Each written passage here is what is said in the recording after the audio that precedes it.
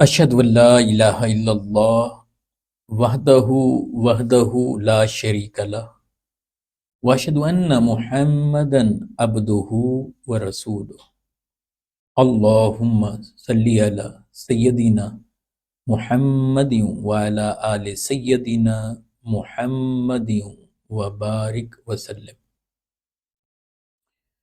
نماز تراویح رمضان المبارک کے حوالے سے آج کے اس پروگرام میں ہم قیام رمضان، قیام اللیل، قیام التہجد اور صلاۃ التراویح کے حوالے سے گفتگو کریں گے۔ سب سے پہلے اس بات کو ذہن نشین کر لیں کہ نماز تراویح جماعت کے ساتھ اس کی ادائیگی، اس میں بہت سی حکمتیں ہیں۔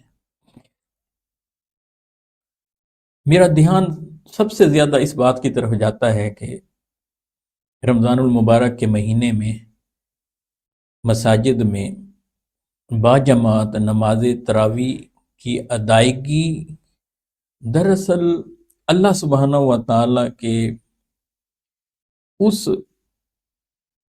حکم کی تعمیل اور قرآن مجید کی اس آیت کی تفسیر ہے جس میں اللہ سبحانہ و تعالیٰ نے فرمایا اِنَّا نَحْنُ نَزَّلْنَا الذِّكْرَ وَإِنَّا لَهُ لَحَافِظُونَ، ہم نے اس ذکر کو نازل فرمایا ہے اور ہم ہی اس کی حفاظت کرنے والے ہیں۔ تو قرآن مجید کی حفاظت کے جو بہت سے انداز ہیں، ان میں سے ایک خوبصورت ترین انداز یہ کہ انسانوں کے سینوں کو چنا گیا جس میں وہ قرآن مجید کو حفظ کرتے ہیں، اس میں محفوظ رکھتے ہیں، اور نسلاً بعد نسل یہ سلسلہ چلتا چلا آ رہا ہے اور قیامت تک چلے گا۔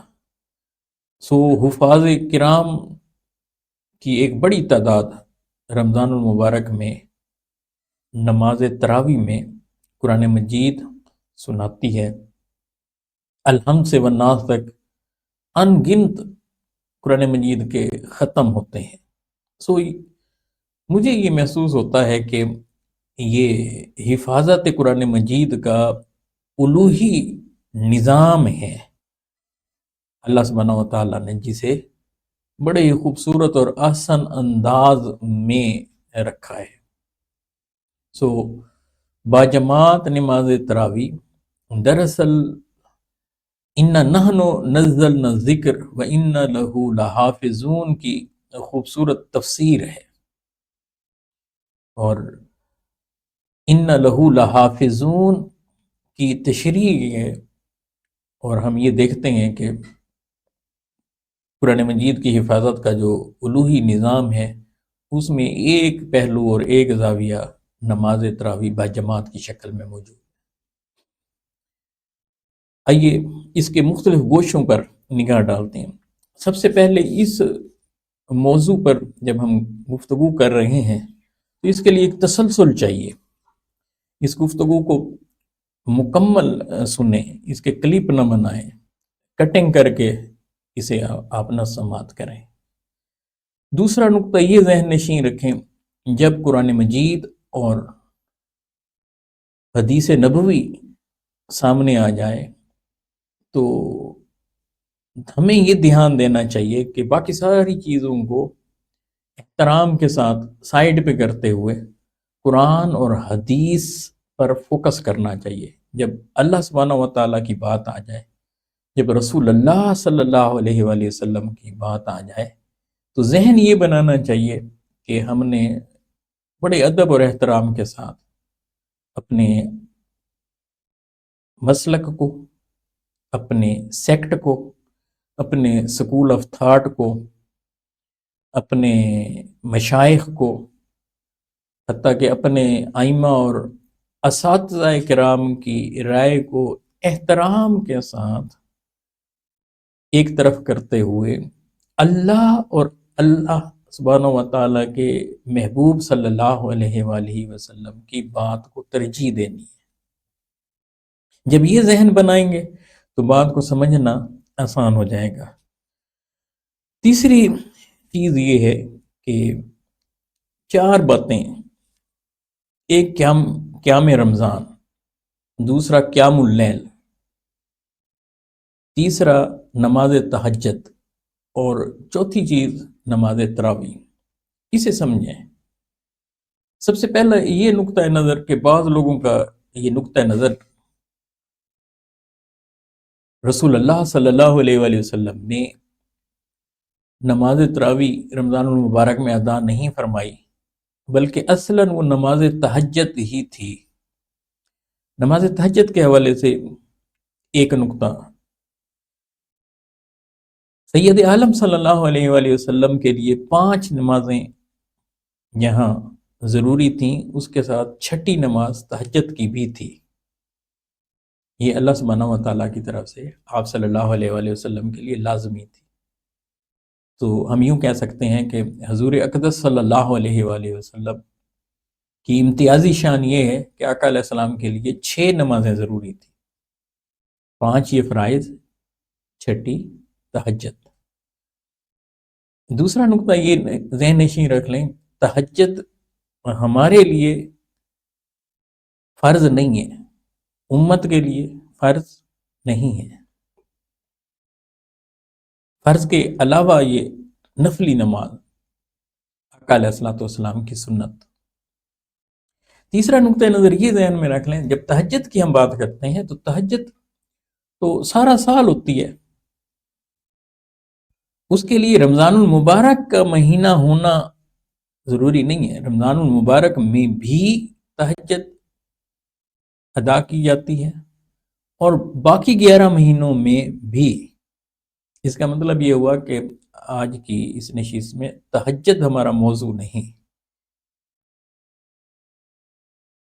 چوتھا نقطہ نظر یہ ذہن میں رکھ لیں کہ بعض اہل علم کی رائے یہ ہے کہ تہجد کے لیے پہلے سونا ضروری ہے۔ تو یہاں جب ہم بات کر رہے ہیں تو وہاں سونے کے حوالے سے ضروری نہیں کہ بلکہ نماز عشاء کے مان بعد بھی قیام اللیل کے حوالے سے رمضان المبارک میں یہ نماز ادا کی جا سکتی ہے۔ مگر تہجد پر بھی اہل علم کا یہ نقطہ نظر موجود ہے کہ تہجد کے لیے سونا ضروری نہیں ہے، سونا افضل ہے، یعنی تہجد کی نماز کی ادائیگی سے پہلے سونا افضل ہے۔ کچھ اہل علم وہ اس رائے سے اختلاف کرتے ہیں، وہ یہ کہتے ہیں کہ نماز عشاء کے بعد آپ پہلے سوئیں اور بے شک تھوڑی سی دیر کے لیے لیٹے ہیں، پھر جب آپ بیدار ہوئے تو اب جو آپ نماز پڑھیں گے یہ تہجد ہوگی، اور آخری پہر میں اس نماز کا پڑھنا افضل ہے۔ یعنی اس میں مختلف آراء ہیں۔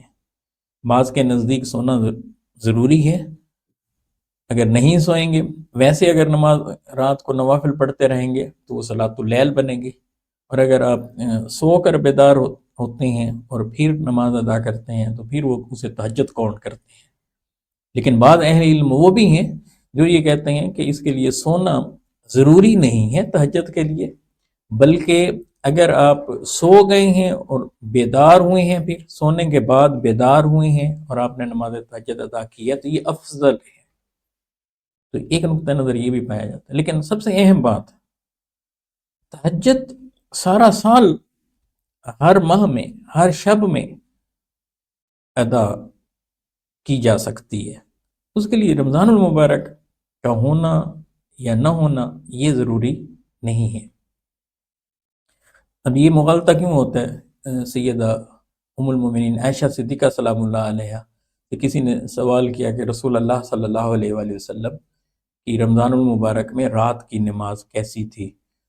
تو اس کے جواب میں انہوں نے فرمایا تھا کہ رسول اللہ صلی اللہ علیہ وآلہ وسلم رمضان المبارک میں اور رمضان المبارک کے علاوہ رات کو 8 رکعتیں ادا فرمایا کرتے تھے۔ اور 3 وطر. تو اس سے یہ مغالطہ بعض اہل علم کو لگا. اب یہاں ایک جو نقطہ میں یہاں شیئر کرنا چاہتا ہوں، اگر آپ احادیث کا مطالعہ کریں تو رمضان المبارک میں قیام اللیل کی ترغیب دی گئی ہے. رات میں کھڑے ہو کر نماز ادا کرنے کی ترغیب دی گئی ہے. یعنی فرض نماز کے بعد، نماز عشاء کے بعد رمضان المبارک کی راتوں کو آباد کرنے کے لیے، اللہ سبحانہ و تعالیٰ کی بارگاہ میں آہوزاری کرنے کے لیے نماز میں کھڑے ہونے کی ترغیب دی گئی ہے، فرض قرار نہیں دیا جائے. ایک بات. لیکن ایک اور نقطہ نظر جس پر عموماً دھیان نہیں جاتا وہ یہ ہے کہ اگر احادیث کا ڈیپلی مطالعہ کریں تو احادیث میں قیام رمضان کی بات ہے، قیام رمضان کی، اور اس کی فضیلت بھی بیان ہوئی کہ اگر کوئی رمضان میں کھڑے ہو کر اللہ سبحانہ و تعالیٰ کی بارگاہ میں بندگی کرتا ہے، نماز ادا کرتا ہے، تو جب قیام رمضان کی بات ہوئی تو اس میں پھر وسیع نقطہ نظر پایا جاتا ہے. یعنی دن میں کھڑا ہونا بھی، رات میں کھڑا ہونا بھی. تو اس طرف دھیان نہیں جاتا. حالانکہ صحیح بخاری کی روایت ہے، آقا علیہ الصلوۃ والسلام نے فرمایا من قام رمضان ایمانا و احتسابا غفر له ما تقدم من ذنبہ. جس نے رمضان میں قیام کیا، من قام رمضان، من قام رمضان ایمان و احتساب، جس نے رمضان میں ایمان اور احتساب کے ساتھ قیام کیا تو اللہ سبحانہ و تعالیٰ اس کے پچھلے گناہوں کو معاف فرما دیتا ہے. صحیح بخاری کی یہ روایت ہے. تو اس میں بڑی وسعت ہے، لیکن زیادہ تر اہل علم اس طرف جاتے ہیں کہ یہاں بھی مراد رمضان المبارک کی راتوں کا قیام ہے. بہرکیف قیام اللیل. اب یہ جو قیام اللیل ہے اس میں لامحالہ نماز تہجد بھی اس میں انکلوڈ ہے، نماز تراویح بھی انکلوڈ ہے. پہلے تو یہ ذہن نشین رکھ لیں کہ تراویح کا ٹائٹل کیوں دیا گیا، تراویح کسے کہتے ہیں، اور یہ بھی سمجھ لیں کہ یہ جو رمضان المبارک کی خصوصی نماز ہے جسے ہم تراویح کہتے ہیں، اس کا آغاز کیسے ہوتا ہے. تو یہ نقطہ نظر بڑی شرح و بسط کے ساتھ ذہن نشین رہنا چاہیے کہ حضور ختمی مرتبت صلی اللہ علیہ وآلہ وسلم رمضان المبارک کے آتے ساتھ ہی روٹین کی نمازوں میں اضافہ فرما دیتے تھے. اب یہ بنیادی نقطہ جو اصل بات ہے، جو مغز ہے بات کے سمجھنے کا، کہ آقا علیہ الصلوۃ والسلام جیسے رمضان المبارک آتا تو فرض نماز کے بعد آپ صلی اللہ علیہ وآلہ وسلم اپنی نفلی نمازوں میں اضافہ فرما دیتے. اب یہاں یہ بھی بڑا لطیف نقطہ ہے کہ حضور علیہ الصلوۃ والسلام جو نوافل ادا کرتے تھے، جو نفل پڑھتے تھے، وہ امت کے لیے سنت ہے. سنت کا معنی طریقہ، راستہ یا عادت، عمل وغیرہ، یہ اس کا معنی ہے. تو یہ حضور علیہ الصلوۃ والسلام کا طریقہ تھا کہ آپ فرض نماز کے علاوہ جو نماز ادا کرتے تھے، نوافل پڑھتے تھے اللہ سبحانہ و تعالیٰ کے قرب کے لیے، اسے ہمارے لیے سنن کا درجہ ہے. حضور علیہ السلام نے جو نفل ادا کیے وہ امت کے لیے سنت بنے. اب یہ تو بڑی واضح بات ہے نا کہ حضور علیہ الصلوۃ والسلام فرض کے علاوہ جو نماز ادا کر رہے ہیں، آقا کے لیے وہ کیا تھی؟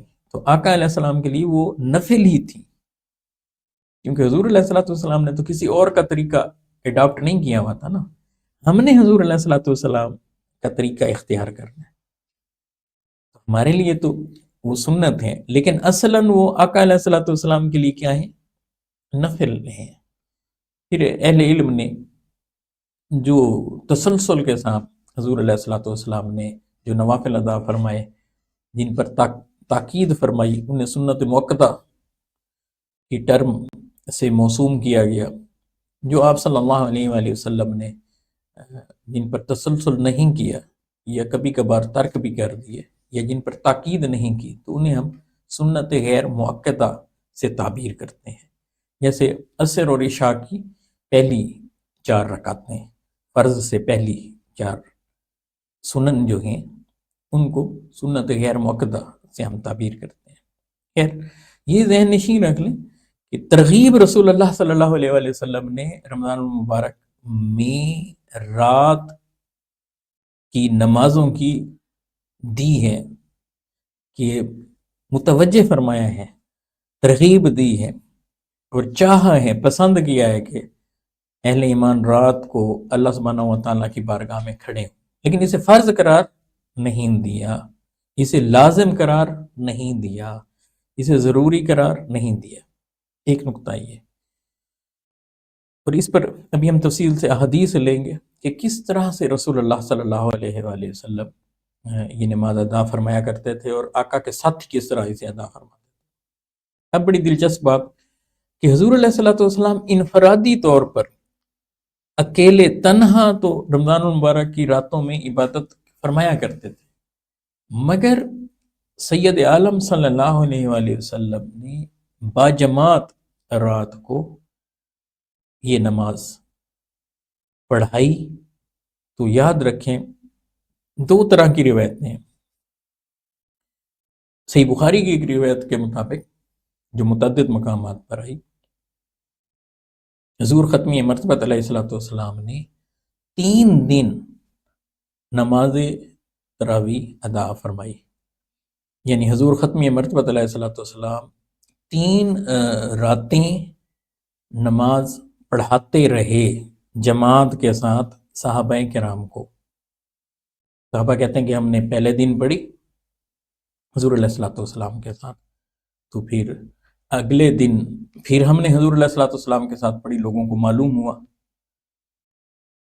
پھر تیسری شب بھی ہم نے رسول اللہ صلی اللہ علیہ وآلہ وسلم کے ساتھ وہ نماز ادا کی رمضان المبارک میں۔ چوتھی شب لوگوں کو پتہ چلا، یہاں تک کہ مسجد بھر چکی تھی، لوگ ویٹ کرتے رہے آقا علیہ الصلوۃ والسلام کے باہر تشریف لانے کا۔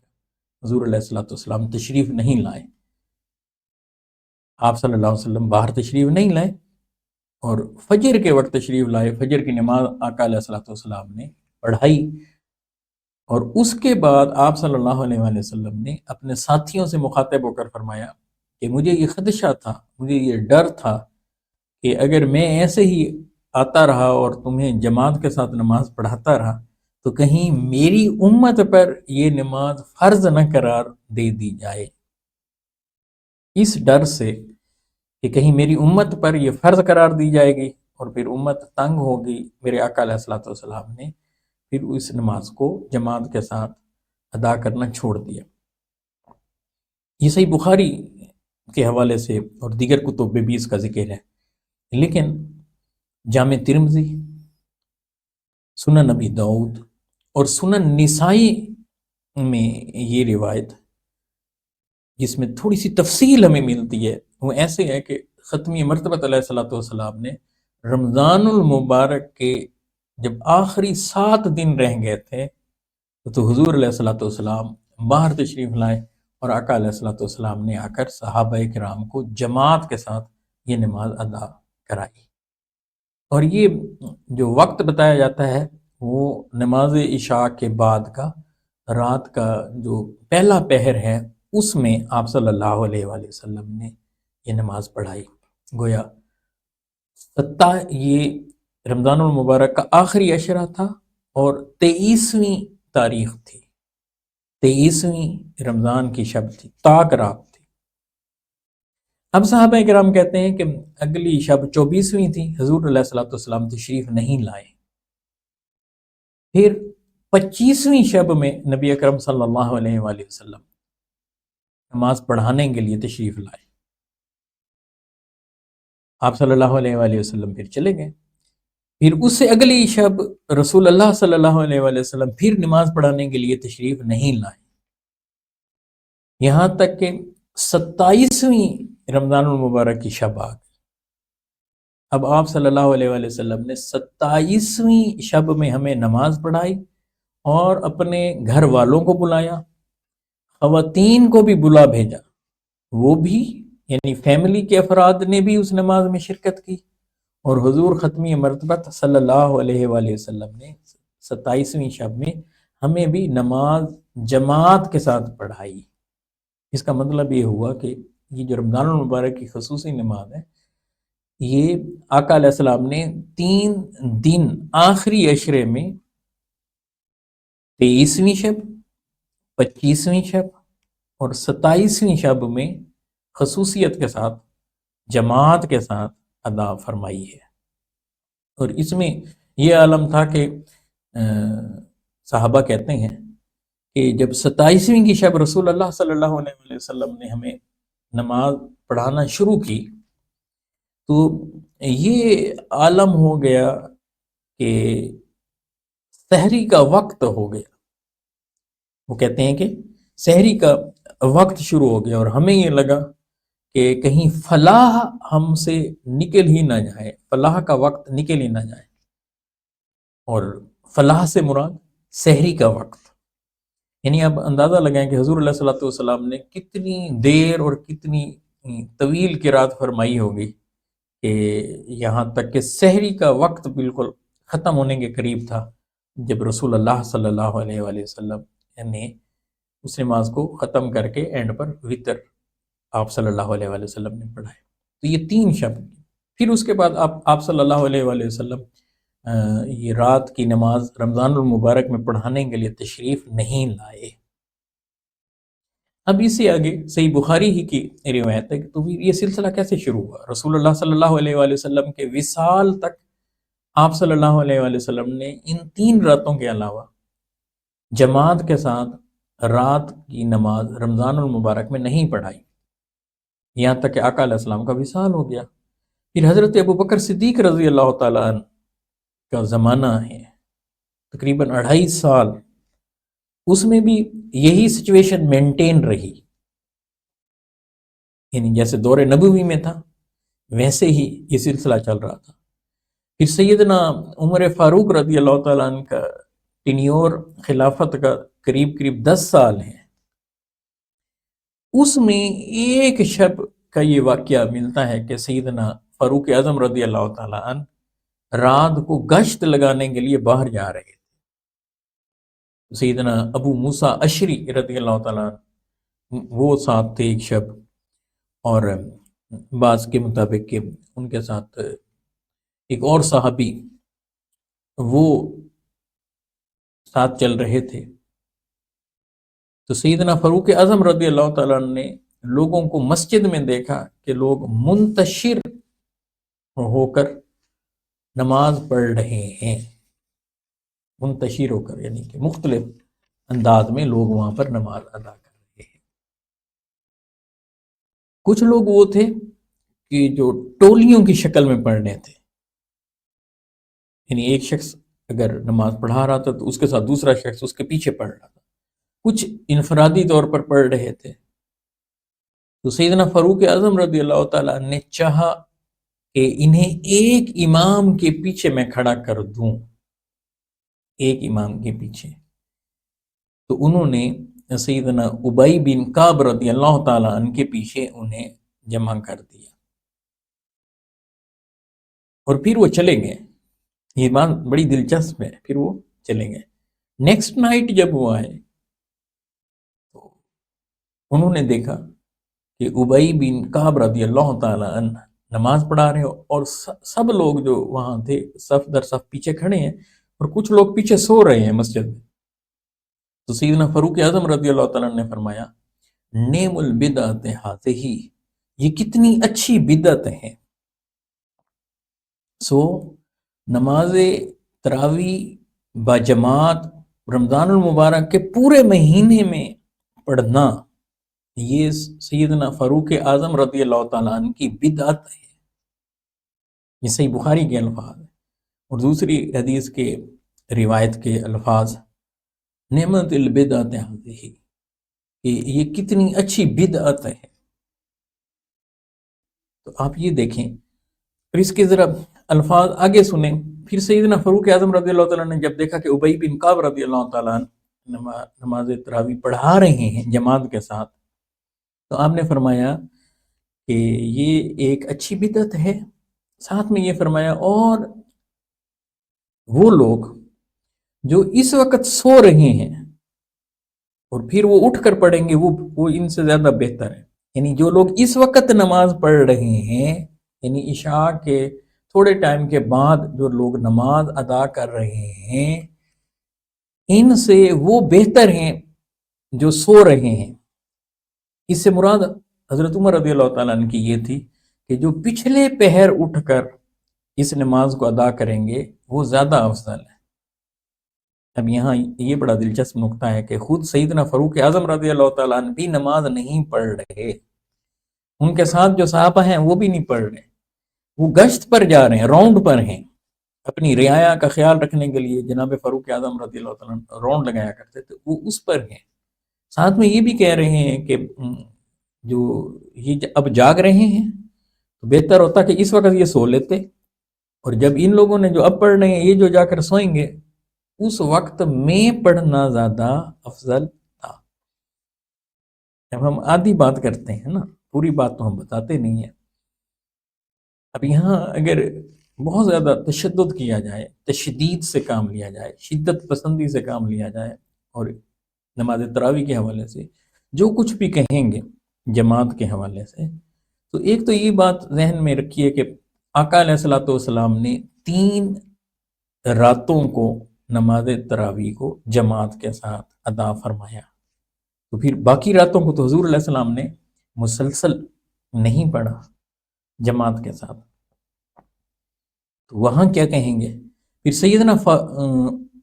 سیدنا صدیق اکبر رضی اللہ تعالیٰ عنہ کا پہلا زمانہ ہے، اس میں بھی رسول اللہ صلی اللہ علیہ وآلہ وسلم کے زمانے مبارک تک جس طرح سے ادا کی جاتی تھی نماز تراویح وہ اسی طرح سے کرتے تھے. باقاعدہ ایک امام کے پیچھے تمام صحابہ کرام جمع ہو کر نماز تراویح جماعت کے ساتھ نہیں پڑھتے تھے. تو پھر ہم ان لوگوں کے بارے میں کیا کہیں گے؟ پھر تیسری بات ہے کہ سیدنا فاروق اعظم رضی اللہ تعالیٰ عنہ کا 10 سال کا زمانہ ہے، اور کسی بھی جگہ سے یہ پتہ نہیں چلتا کہ یہ اوائل زمانے کی بات ہے، درمیان کی بات ہے، یا آخری ان کے ٹینیور کی بات ہے. یہ کب کا واقعہ، کون سے سال کا واقعہ؟ حدیث کی کتب خاموش ہیں اس پر. تو ہم یہ تو اندازہ ہو سکتا ہے نا، 2.5 سال جناب فاروق اعظم رضی اللہ تعالیٰ عنہ، 2.5 سال جناب صدیق اکبر رضی اللہ تعالیٰ عنہ کے پہلا ٹینیور ان کے، اس میں یہ جماعت سے نہیں ہوئی.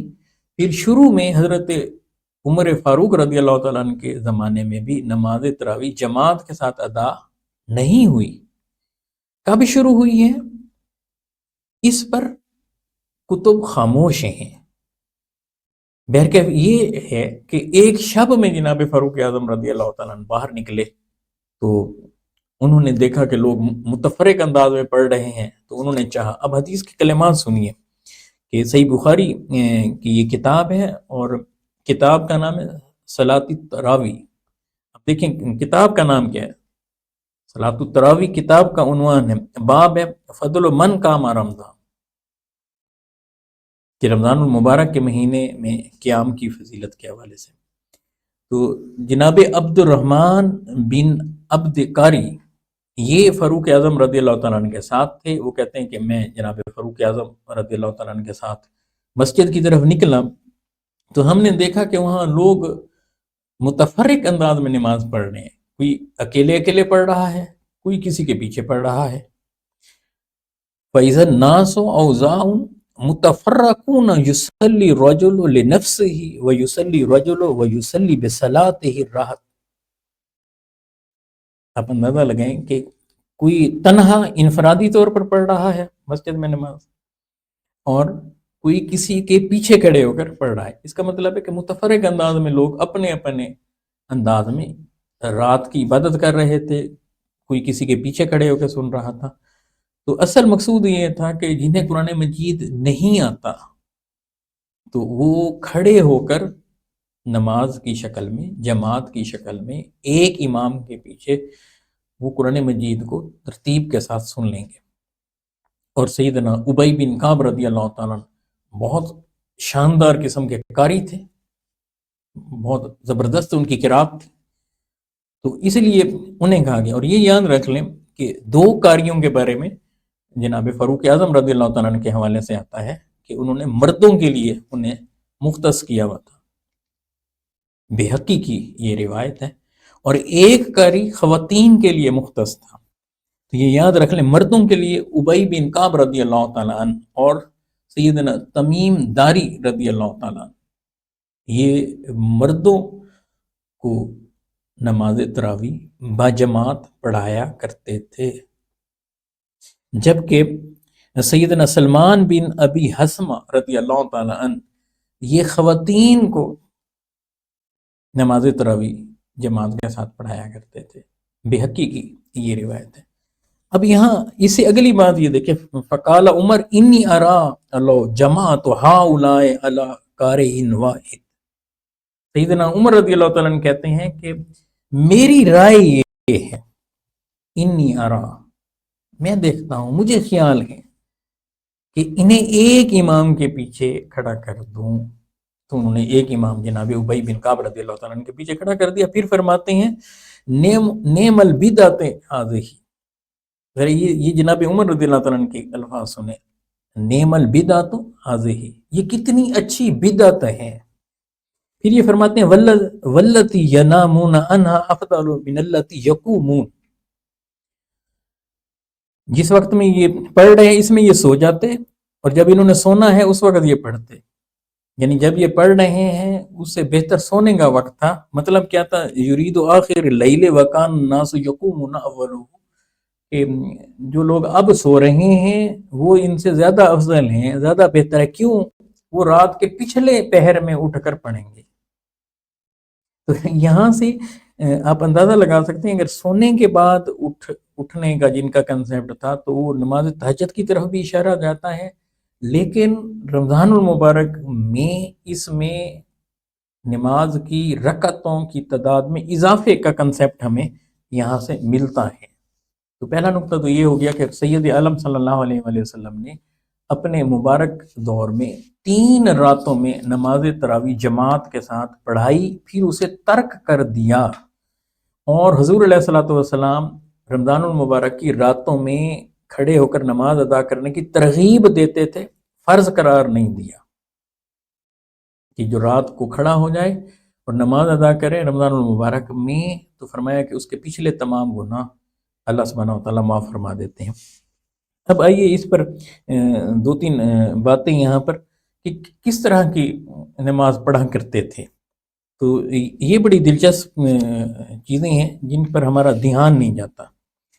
ایک تو یہ ہے کہ حضرت عمر رضی اللہ تعالیٰ عنہ نے ابی بن کعب رضی اللہ تعالیٰ عنہ کو نماز پڑھانے کا حکم دیا، تو اس پر یہ ہے کہ انہوں نے 11 رکعتیں نماز پڑھائی۔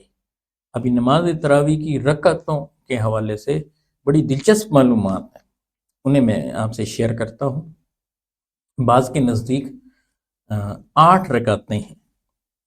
زیادہ تر لوگ اہل علم جن کی رائے بڑی پختہ قسم کی ہے، ان کا کہنا یہ ہے کہ بالعموم رمضان المبارک کی راتوں میں 20 رکعتیں نماز تراویح کے طور پر ادا کی جاتی تھیں۔ بعض نے 23، بعض نے 24، بعض کے نزدیک آگے ہم دیکھتے ہیں کہ 36، اور بعض میں 40، اور بعض جگہوں پر 41 کی روایت بھی موجود ہے کہ 41 رکعتیں پڑھی جاتی تھیں رمضان المبارک میں۔ اس لیے کسی ایک نقطۂ نظر کو بیان کر دینا، اس کا یہ مطلب ہوتا ہے کہ وہ شخص اپنی بات کر رہا ہے، جس سیکٹ کے ساتھ وہ ہوتا ہے، جس سکول آف تھاٹ کے ساتھ وہ ہوتا ہے، وہ صرف اس کی بات کر رہا ہوتا ہے۔ ہمیں مجموعی طور پر دیکھنا چاہیے اصلاً کنسیپٹ کیا ہے۔ تو یاد رکھیں، بنیادی کنسیپٹ یہ ہے کہ رمضان المبارک کی راتوں میں فرض نماز کے علاوہ جتنی بھی آپ نماز پڑھتے ہیں اس میں اور زیادہ اضافہ کریں۔ اس کی ترغیب رسول اللہ صلی اللہ علیہ وآلہ وسلم نے دی ہے۔ اور نماز تراویح کے حوالے سے بعض نے 8 اور بعض لوگوں نے 11 اس کی بات کی، تو اس کے بعد زیادہ تر کی رائے 20 رکعتوں کی ہے، جبکہ اہل مدینہ کے ہاں 40 اور 41 کی روایات بھی ہیں۔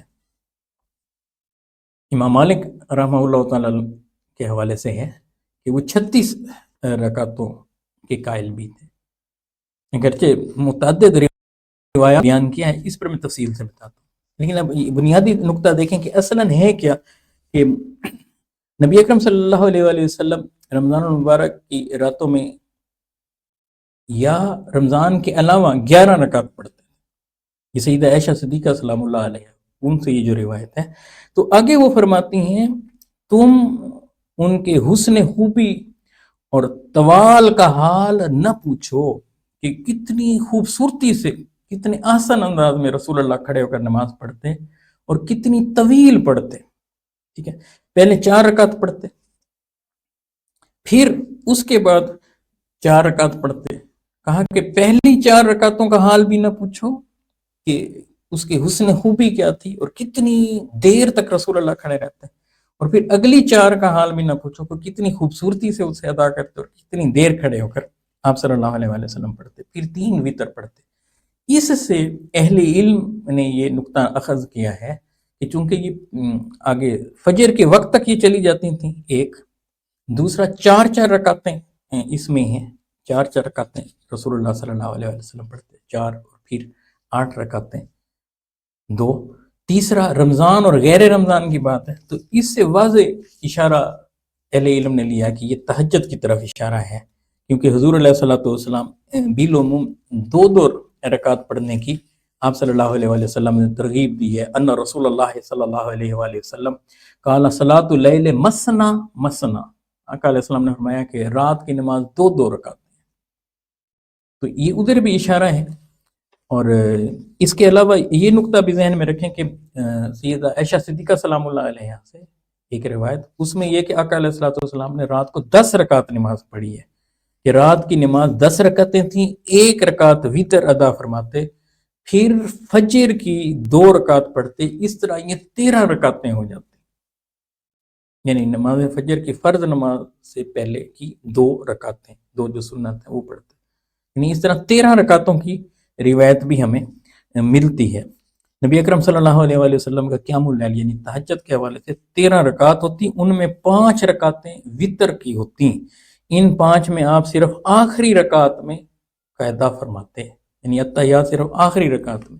اس سے یہ بھی پتہ چلتا ہے ایک سلام کے ساتھ آقا پڑھ رہے، پھر جب بلال اذان دیتے تو آپ 2 ہلکی رکعتیں پڑھتے، یہ جامع ترمذی، تو اس سے آپ اندازہ لگیں گے اس سے 13 رکعتیں یہ بنتی، گویا کہ بعض روایات میں 10 رکعت کا بھی اشارہ آ گیا۔ اب 8 رکعتیں جو تراویح کہتے ہیں ان کے حوالے سے یہ نقطہ دیکھیں کہ حضرت جابر رضی اللہ تعالیٰ عنہ سے روایت ہے، ان جابر بن عبداللہ رضی اللہ تعالیٰ عنہ قال صلی بنا رسول اللہ صلی اللہ علیہ وآلہ وسلم فی شہر رمضان 8 رکعات۔ حضرت جابر بن عبداللہ رضی اللہ تعالیٰ عنہ کہتے ہیں کہ سید عالم صلی اللہ علیہ وآلہ وسلم نے رمضان المبارک کے مہینے میں 8 رکعتیں پڑھائی۔ تو یہ مسند ابی یالا کی روایت ہے، اور طبرانی اسے المعجم الصغیر میں بھی لائے ہیں اس روایت کو، تو اس سے پتہ چلتا ہے کہ رسول اللہ صلی اللہ علیہ وسلم نے وہ جو نماز پڑھائی تھی وہ 8 رکعتیں تھی۔ بعض لوگ اس سے یہ نقطہ اخذ کرتے ہیں کہ نماز تراویح کی 8 رکعتیں ہیں۔ حضرت جابر کہتے ہیں رمضان میں کہ ابی بن کعب رضی اللہ تعالیٰ عنہ کی خدمت میں حضرت جابر رضی اللہ تعالیٰ عنہ حاضر ہوئے، عرض کیا کہ آقا علیہ الصلوۃ والسلام کے حوالے سے ایک واقعہ اسے بیان کیا۔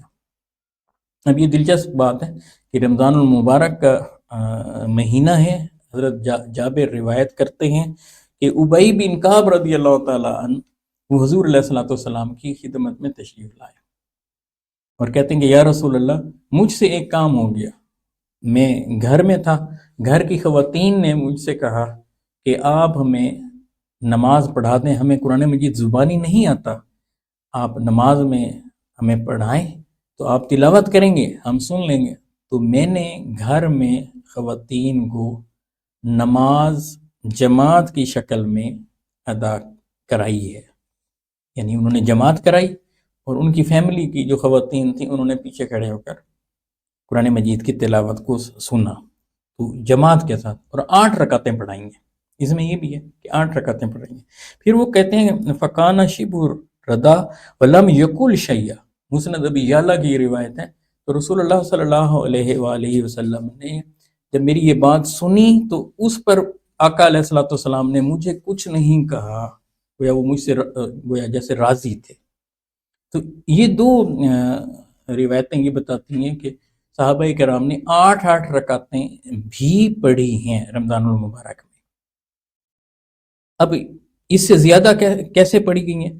تو امام مالک رحمہ اللہ تعالیٰ نے ان سے روایات ملتی ہیں، امام بہقی وہ لائے ہیں، مصنف ابن ابی شیبہ حدیث کی معروف کتاب اس میں یہ موجود ہے، جامع ترمذی میں یہ روایات موجود ہیں، امام بہقی اسے لائے ہیں، ابن حبان اور دیگر کئی کتب میں یہ احادیث آتی ہیں۔ ایک جو روایت میں یہاں آپ سے شیئر کرنا چاہتا ہوں کہ حضرت عارج کو فرماتے ہوئے سنا گیا، میں نے لوگوں کو اس حال میں پایا رمضان المبارک میں کہ وہ نماز تراویح میں سورہ البقرہ کو 8 رکعتوں میں پڑھتے تھے۔ اب اندازہ لگیں کہ 8 رکعتوں میں سورہ البقرہ، اب دیکھیں قرآن مجید کی سب سے طویل ترین سورت ہے،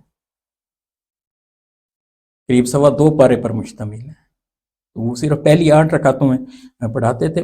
جب باقی 12 رکعتیں پڑھی جاتی تو لوگ دیکھتے کہ امام انہیں مختصر کر دیتا، ہلکا کر دیتا، یعنی پہلی 8 رکعتوں میں وہ پوری سورہ البقرہ کی تلاوت کرتے اور باقی 12 رکعتوں کو وہ مختصر کر کے پڑھاتے تھے۔ کل 20 رکعتوں کو پڑھایا۔ یقرأ سورۃ البقرہ فی 8 رکعات فاذا قام بها فی 12 رکعۃ راء الناس انہ قد خفف، یہ معروف روایت ہے۔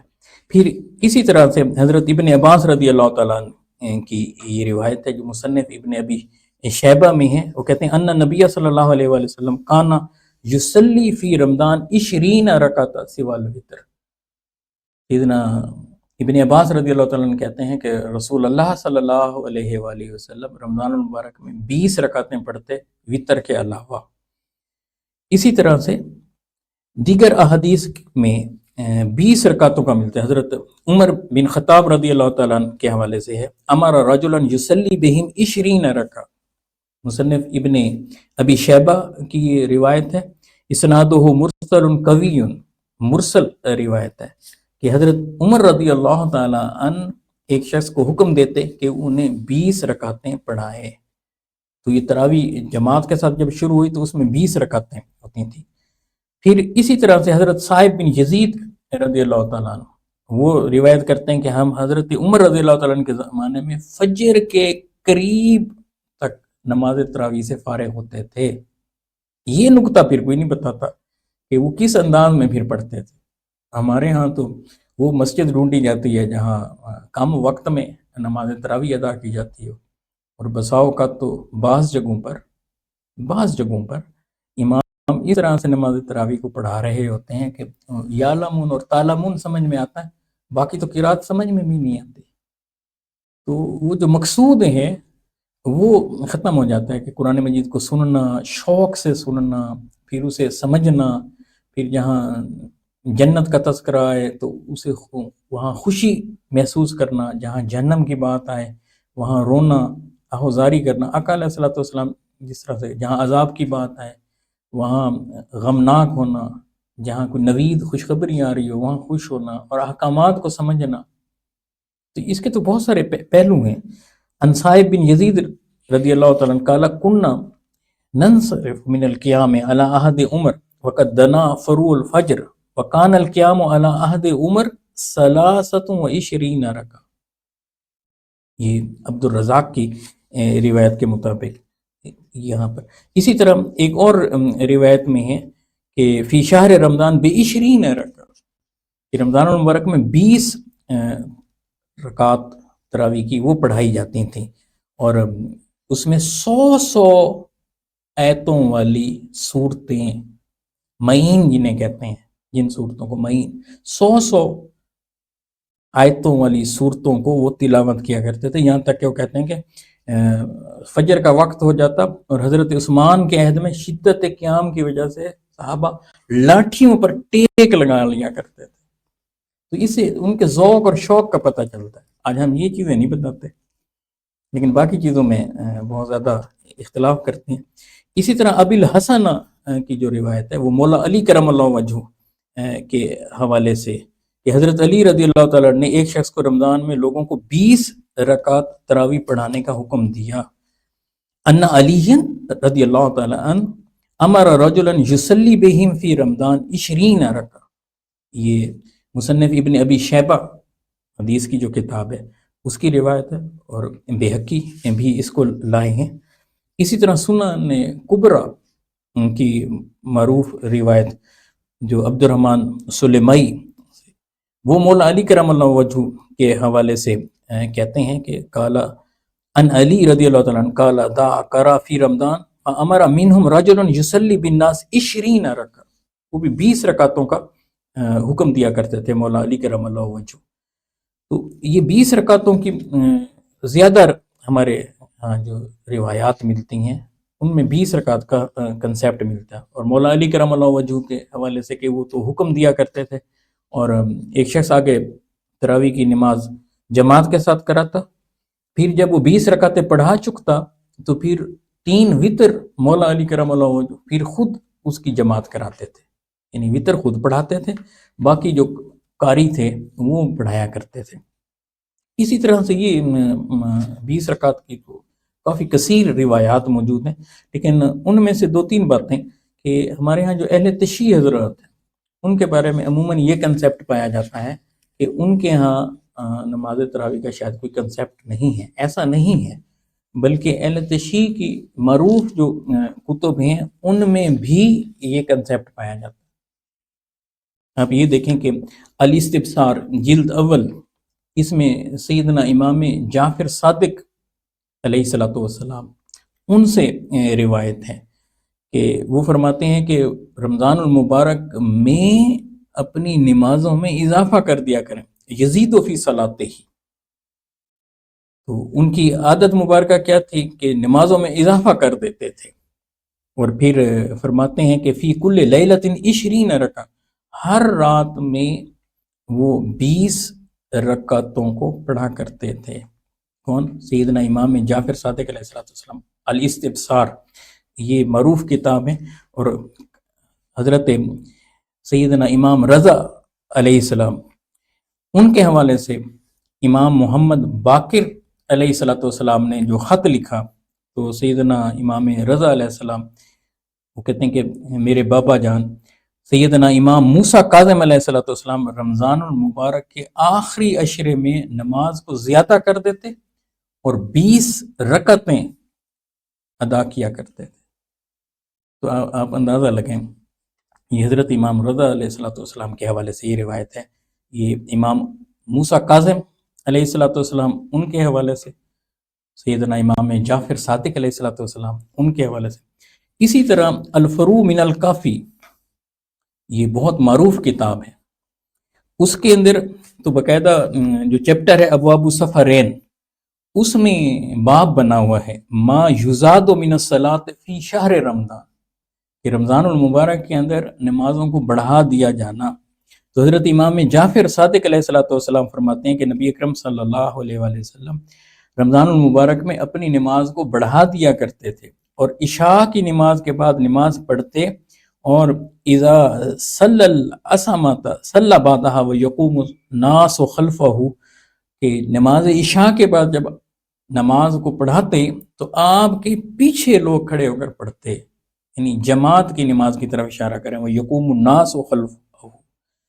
اور یہ روایت کا نمبر ہے 6584، چوتھی جلد ہے الفروع من الکافی اس کی، اور میرات العقول جلد 16 میں بہت معروف اہل تشیع کے اسکالر ہیں ملا باقر مجلسی، انہوں نے اس حدیث کو صحیح قرار دیا ہے، یعنی اس سے یہ کنسیپٹ لینا کہ یہ کسی ایک طبقہ فکر میں ایسا ہے، ایسا بھی نہیں ہے، حتیٰ کہ جو لوگ بہت زیادہ متشدد سمجھے جاتے ہیں ایکسٹریم پوزیشن پر، انہوں نے بھی ان چیزوں کو لیا ہے۔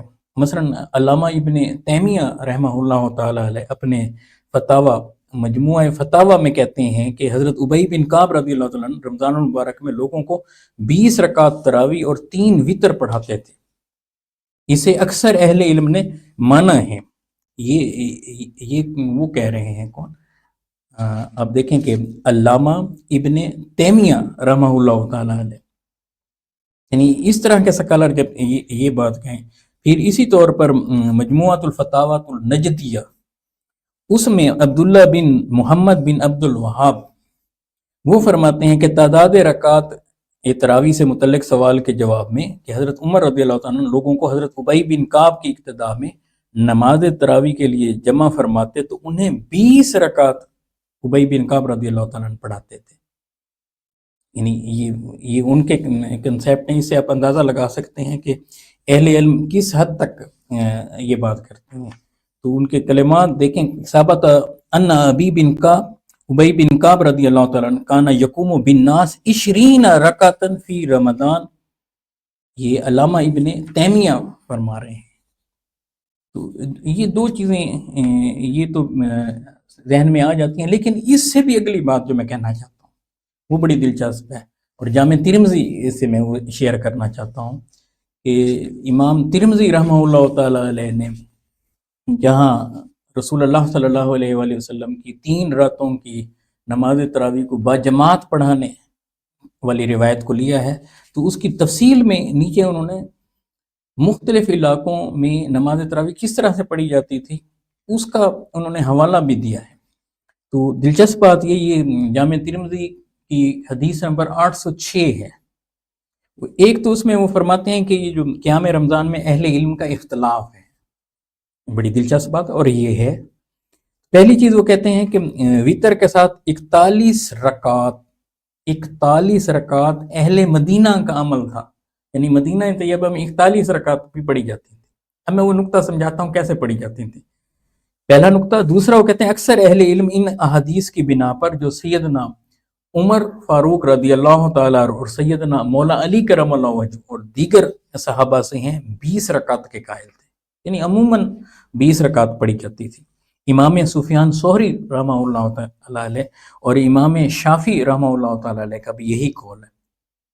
پھر تیسری بات کہتے ہیں کہ امام شافعی رحمہ اللہ تعالیٰ علیہ فرماتے ہیں کہ اہل مکہ 20 رکعتیں پڑھتے تھے، یعنی امام شافعی نوٹ کر رہے ہیں کہ مکہ میں اس وقت 20 رکعتیں پڑھی جاتی تھی جب مدینہ میں 41 پڑھی جا رہی تھی۔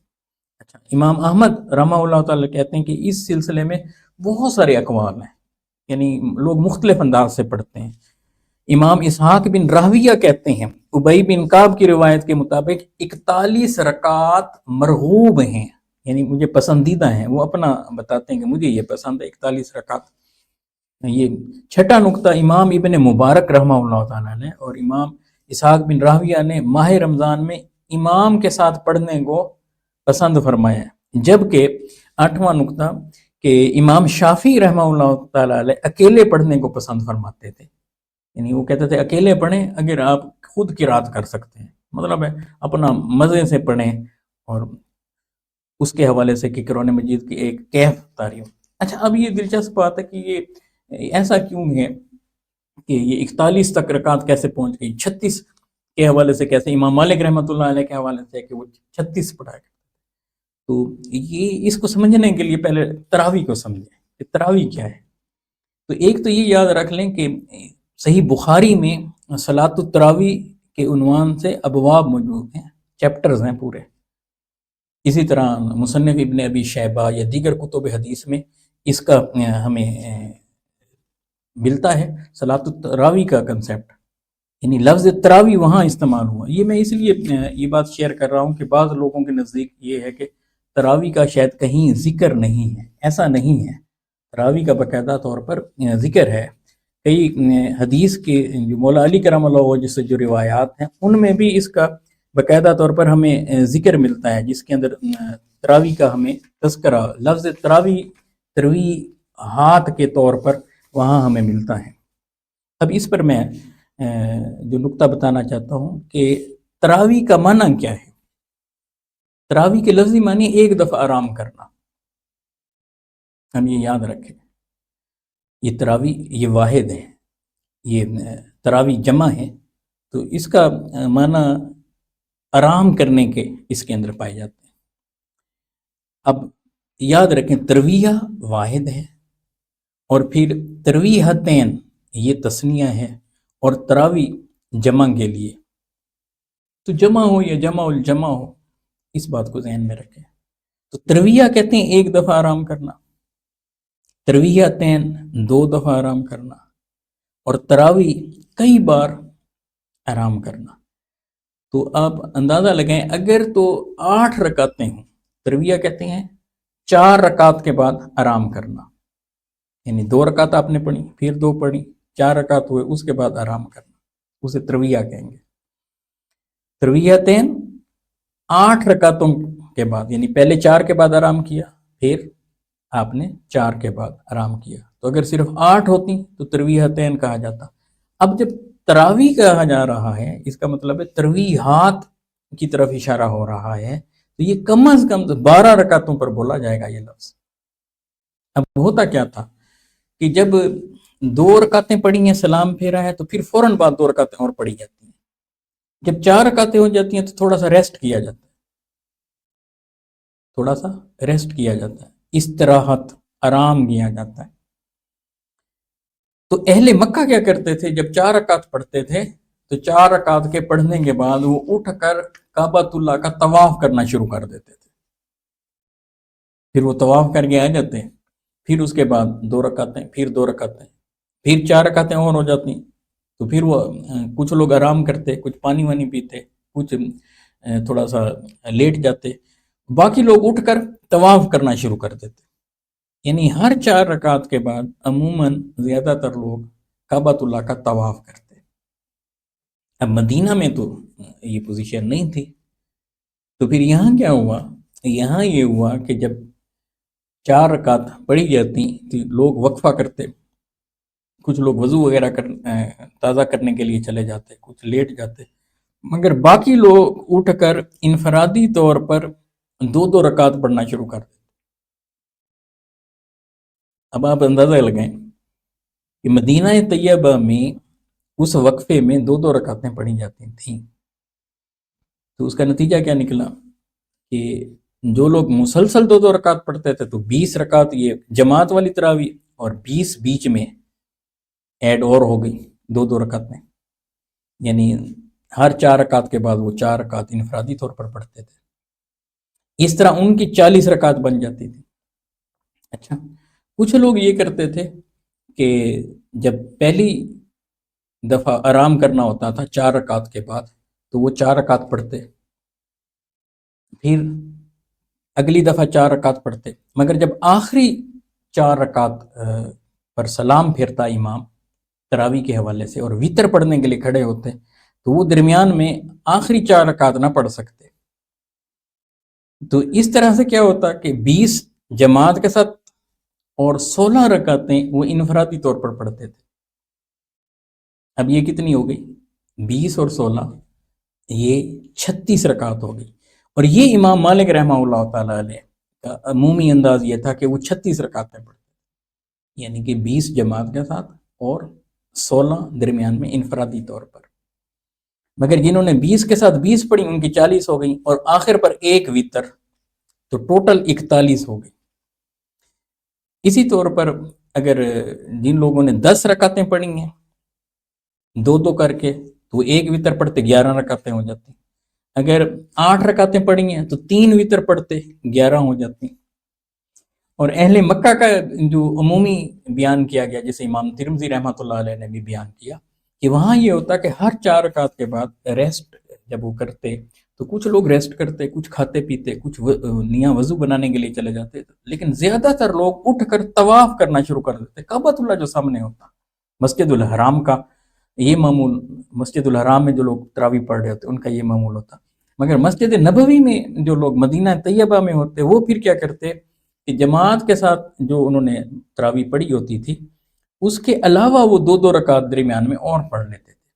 اس لیے یہ بظاہر اختلاف نظر آتا ہے، لیکن جب اس کی ہم تفصیلات دیکھتے ہیں تو بڑی دلچسپ تفصیلات ہیں، اور اس سے پھر یہ بات ذہن نشین ہوتی ہے کہ ایک تو رمضان المبارک کا قیام وہ فضیلت والا ہے، دن میں ہو یا رات میں، مگر رات کا زیادہ افضل ہے. اور رات میں جماعت کے ساتھ اگر کوئی نماز ادا کرتا ہے اور قرآن مجید کا حافظ نہیں ہے تو پیچھے کھڑے ہو کر سنتا ہے اور کیف لیتا ہے، اپنے دل میں اسے اتارتا ہے، اس پر کیفیت طاری ہوتی ہے، تو بہت مزے کی بات ہے. اور جو خود حافظ قرآن ہے وہ اس سے بھی زیادہ پڑھتا ہے.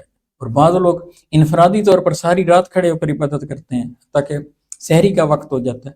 اس کا مطلب ہے ترغیب ہے، اس میں فرض نہیں ہے، مگر رمضان المبارک کی راتوں میں قیام کرنا اس پر ترغیب ہے. اور 8 رکعتوں کا تذکرہ بھی ہمیں ملتا ہے. زیادہ تر لوگوں کا عمل جو ہمیں ملتا ہے، اور حضور علیہ الصلوۃ والسلام سے بھی اس کی نسبت ہے، اور صحابہ کرام سے بھی، بالخصوص سیدنا فاروق اعظم رضی اللہ تعالیٰ عنہ سے اور مولا علی کرم اللہ وجہ سے جو ہمیں روایات ملتی ہیں وہ 20 رکعت کی ہیں، مگر اس سے بھی زیادہ پڑھی جاتی تھی. 24 والی روایات بھی ہمیں ملتی ہیں. 36 امام مالک رحمہ اللہ تعالیٰ علیہ کے حوالے سے اہل مدینہ کی 41 تک رکعت کا ذکر بھی ملتا ہے، اور اتنی طوالت کے ساتھ بھی پڑھتے تھے کہ حتیٰ کہ سحری کا وقت ہو جاتا تھا. اللہ سبحانہ و تعالیٰ ہمیں رمضان المبارک کے مہینے میں دن میں روزہ رکھنے اور رات میں قیام اللیل کرنے کی توفیق عطا فرمائے، اور اس سے مستفید ہونے کی توفیق عطا فرمائے. السلام علیکم ورحمۃ اللہ وبرکاتہ.